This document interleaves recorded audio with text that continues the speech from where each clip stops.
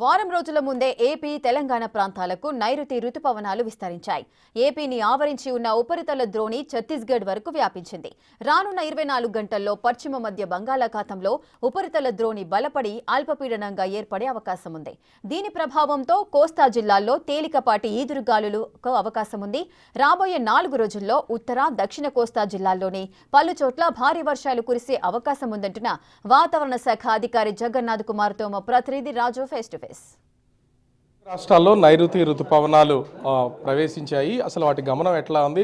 రాష్ట్ర వ్యాప్తంగా పూర్తి స్థాయిలో ఎప్పటి వరకు నైరుతి రుతుపవనాలు విస్తరించే అవకాశం ఉంది? మనతో విశాఖ వాతావరణ శాఖ అధికారి జగన్నాథ్ కుమార్ ఉన్నారు. ఏం సార్ అసలు అంటే ఆంధ్రప్రదేశ్, తెలంగాణలో ప్రస్తుతం ఏ ప్రాంతానికి నైరుతి రుతుపవనాలు ప్రస్తుతం వచ్చాయి? అవి ఎప్పటిలోపు విస్తరించే అవకాశం ఉంది? ఒకటి 24వ తేదీన కేరళ తీరాన్ని తాకిన నైరుతి రుతుపవనాలు ఈరోజు రాష్ట్రంలోకి ప్రవేశించాయి. ముఖ్యంగా బొంబాయి, పూణే, షోలాపూర్, కాలాబుర్గి లేదా గుల్బర్గా, మహబూబ్నగర్, కావలి, అగర్తల, గోల్పాడ మీదుగా ఈరోజు northern limit of monsoon run అవుతుంది. అంటే ఏంటంటే నైరుతి రుతుపవనాల యొక్క పురోగమనం ఈ లైన్ వరకు జరిగిందని అర్థం. అంటే ఈరోజు రాష్ట్రంలో ముఖ్యంగా దక్షిణ కోస్తా జిల్లాల్లో, రాయలసీమలో మాన్సూన్స్ లేదా నైరుతి రుతుపవనాల యొక్క ఆగమనం జరిగింది.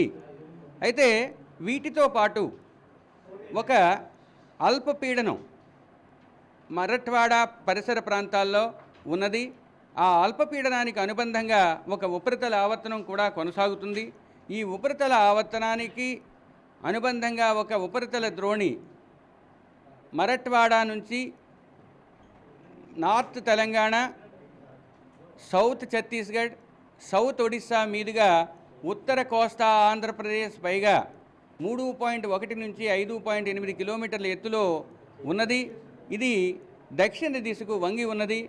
ఈ కారణంతో రాష్ట్రంలో రాబోయే వారం రోజులు కూడా చెదురుముదురుగా వర్షాలు పడే అవకాశం ఉంది.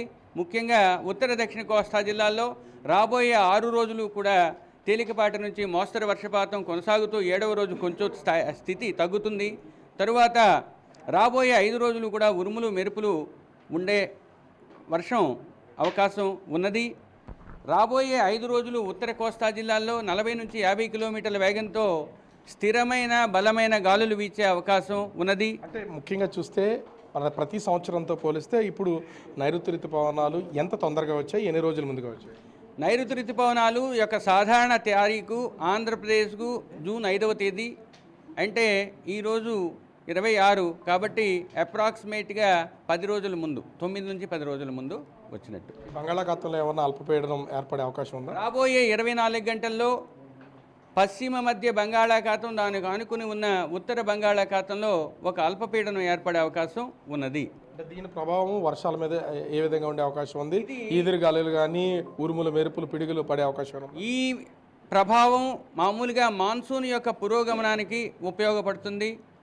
ఇప్పుడు ప్రజెంట్ ఉన్నవి మాన్సూన్ యొక్క సర్జు రాష్ట్రంలో దక్షిణ కోస్తా జిల్లాల వరకు వచ్చాయి. రాబోయే 2-3 రోజుల్లో ఇంకా పైకి విస్తరించే అవకాశం. నైరుతి రుతుపవనాలు రాష్ట్ర వ్యాప్తంగా విస్తరించడానికి ఇంకెన్ని రోజులు పట్టే అవకాశం? 2-3 రోజులు కనిపిస్తుంది. ఓవరాల్గా చూస్తే రాష్ట్ర వ్యాప్తంగా నైరుతి రుతుపవనాలు విస్తరించడానికి మరొక 2-3 రోజులు సమయం పట్టే అవకాశం అయితే ఉంది.